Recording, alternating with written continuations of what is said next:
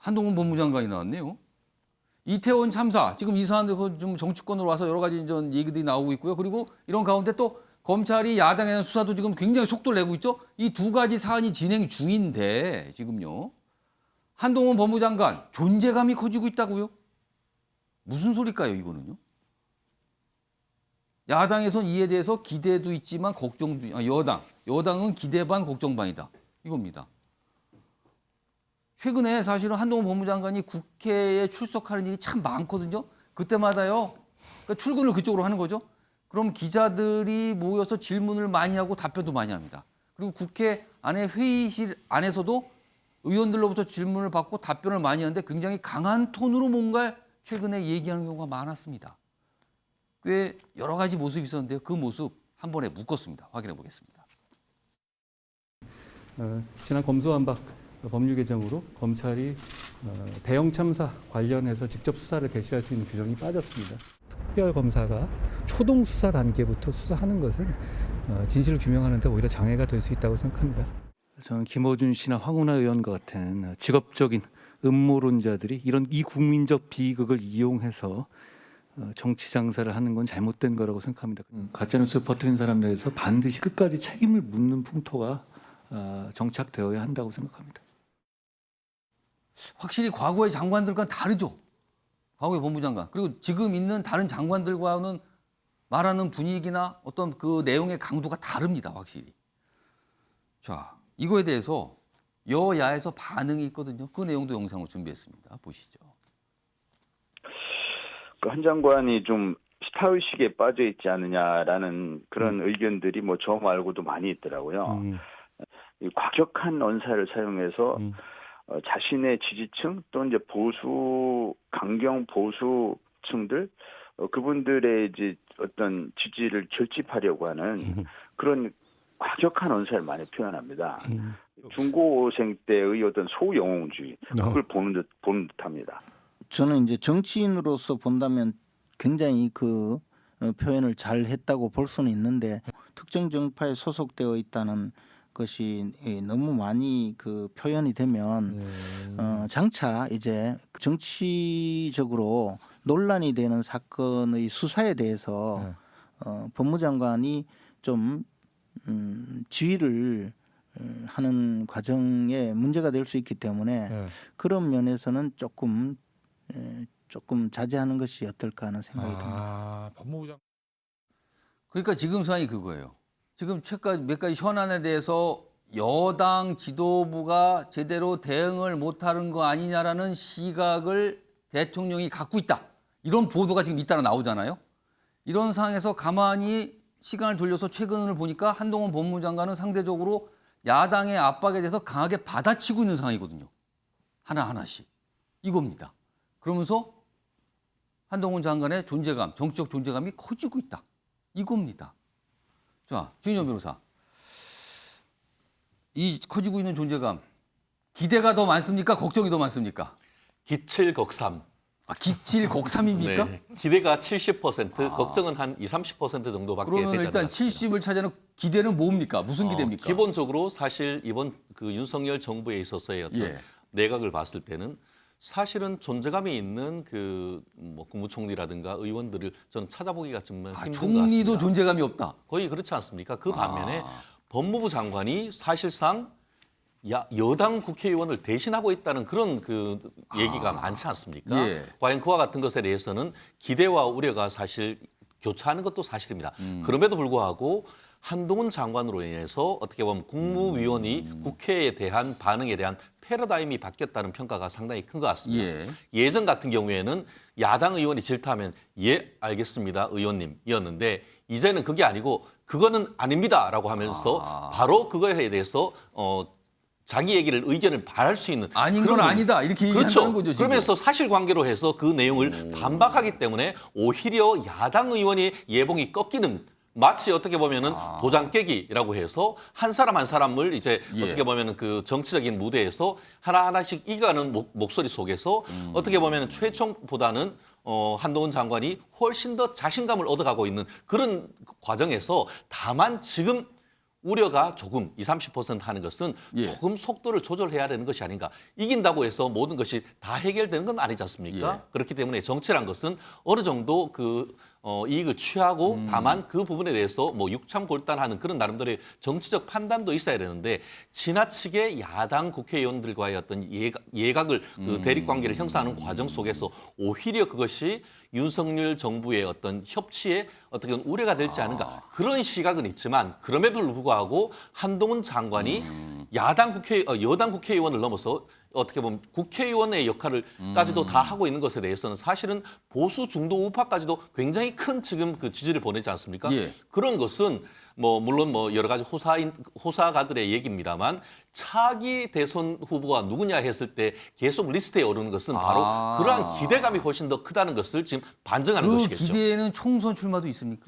그것도 하나의 마치 뭐 사실 총선 거치지 아니하고 국회의원 거치지 아니하고 대통령 된 것은 지금 윤 대통령밖에 예. 없는 것인데 아직까지 차기까지 있다고 하면은 내후년에 있는 이 총선 차출론도 여전히 살아있는 어떤 정치적 어떤 수사가 아닐 수사이다 저는 그렇게 봅니다. 아까 기칠 곡3인데 거기 3이에요. 걱정이 3인데 아까 속도 조절 얘기 하셨잖아요. 지금쯤은 좀 속도 조절할 것 같다. 근데 속도 조절 할 것 같으세요?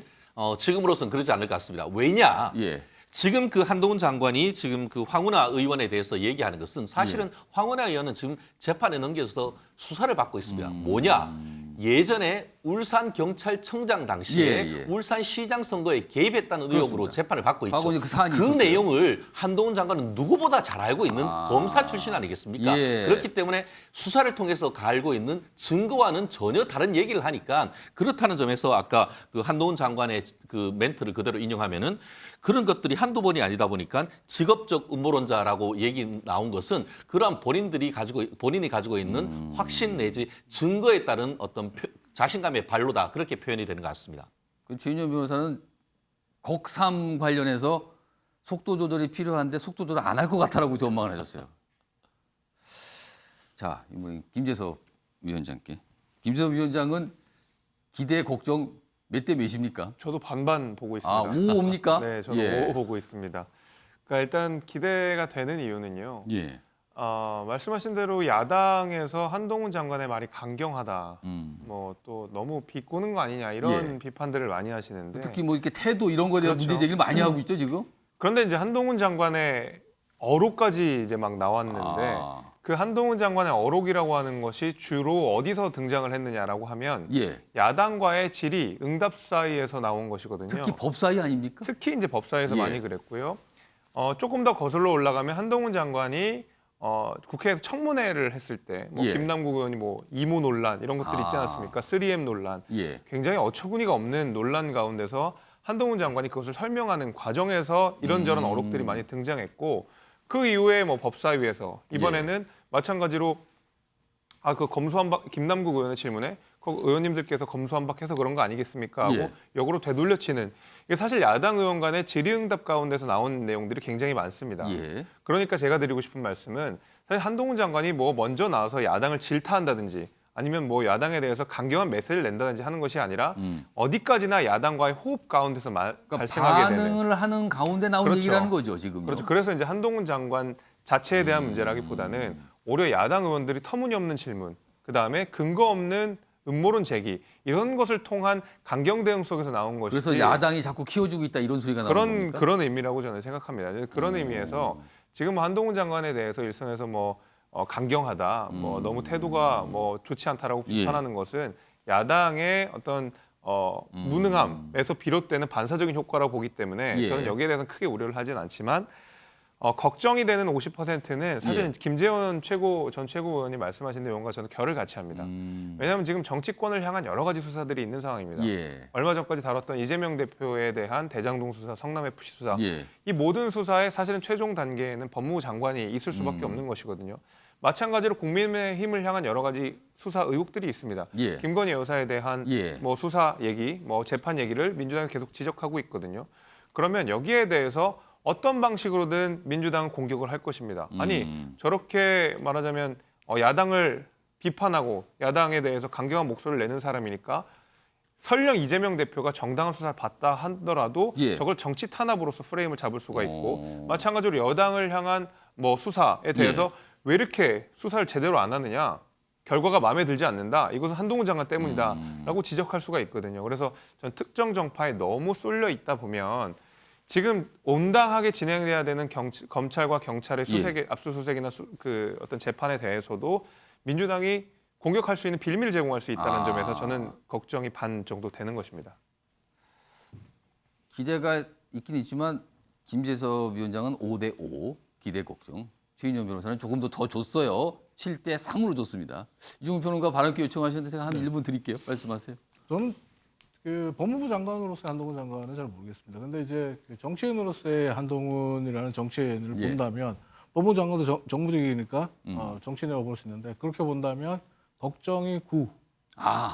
기대는 무슨 말이냐면 사실 검사의 언어와 행동은 저래도 됩니다. 검사와 언어의 행동은 법적 잣대 그리고 나 자신의 검사 자신의 판단 그리고 처벌, 응징 이게 가장 중요하니까요.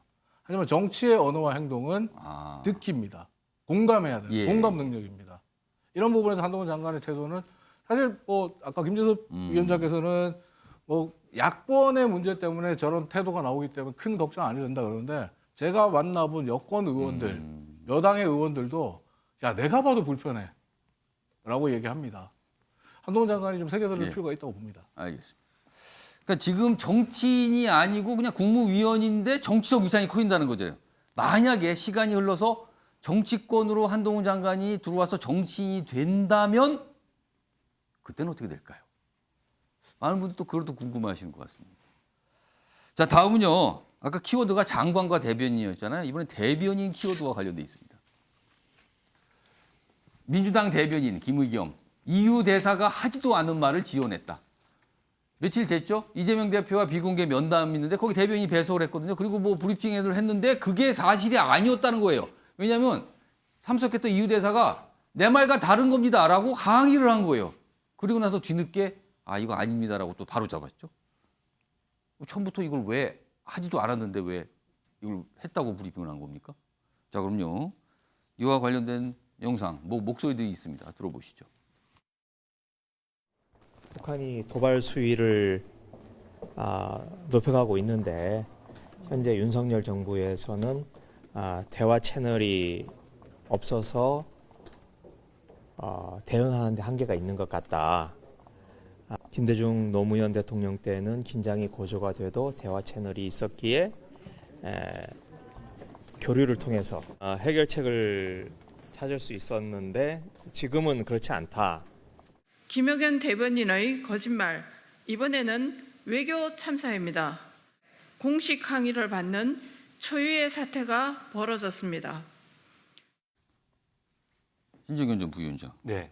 이거 야당 대변인인데 제일 야당 대변이잖아요. 되게 중요한 자리거든요. 그렇죠. 왜 이러는 겁니까? 그 상황에 제가 있어 보지 않았기 때문에 사실은 정확하게 왜 이런 워딩이 나가는지는 모르겠습니다. 하지만 김의겸 대변인이 사과를 한 상황에서 어쨌든 사실관계 명확해졌습니다. 당사자가 강하게 항의를 했잖아요. 아니라고. 아니라고 했고 본인도 인정을 했고 사과를 했습니다. 사실은 이것은 뭐 변명의 여지가 없이 이것은 김의겸 대변인 본인과 또 민주당 차원에서의 분명한 사과가 좀 있어야 될 필요가 있고요. 특히 이러한 실책들이 좀 뼈아픈 것은 현재 지금 외교에 아까 국민의힘 측의 대변인께서도 외교 참사 말씀하셨지만 앞서서 윤석열 정부의 외교 참사라고 불릴 만한 다양한 사건 사고들이 이런 실수 하나로 인해서 묻혀갈 수 있다라는 것입니다.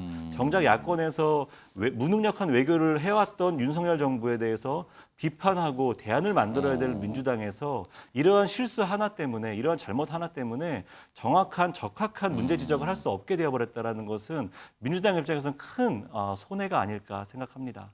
최인정 변호사. 그렇습니다. 그 신춘문예 소설 부분 대상감이다. 직업을 바꾸는 것이 맞을 것 같습니다. 대변인은 있는 팩트를 가지고 거기에 대해서 의견을 내야 되는 사람이지 소설을 쓰는 사람이 아닙니다. 그리고 이유에 대해서는 바로 인정을 하고 사과를 하면서 국내에 있어서의 문제는 왜 사과를 하지 않죠? 한동훈 장관한테 사과해야 되는 건 아니겠습니까? 사과도 사람한테 차별합니까? 알겠습니다. 짧게 그냥 강하게 얘기를 해주셨네요. 이종훈 평론가. 일단 변명의 여지가 없죠. 이건 김의겸 대변인이 잘못한 겁니다. 그러니까 김의겸 대변인이 어떻게 보면 본인이 듣고 싶은 말들을 첨삭을 한 거죠. 그런 대변인, 얘기가 좀 나왔으면 좋겠다 이 생각을 대변인 했다. 브리핑에서 보면 수첩에 적은 걸 보면서 읽거든요. 근데 이유 대사가 얘기하는 것들을 들으면서 기자 시절의 습관인지는 모르겠지만 어쨌든 본인이 생각했던 말을 집어넣은 것이 논란이 될 수밖에 없었고 이건 분명히 잘못한 겁니다. 없는 말을 본인이 넣었기 때문에 이 부분에 대해서 최 변호사님 말에 동감합니다. 그러니까 이유 대사가 강력 항의를 했다. 왜 틀린 말을 전하냐 뭐 이거죠.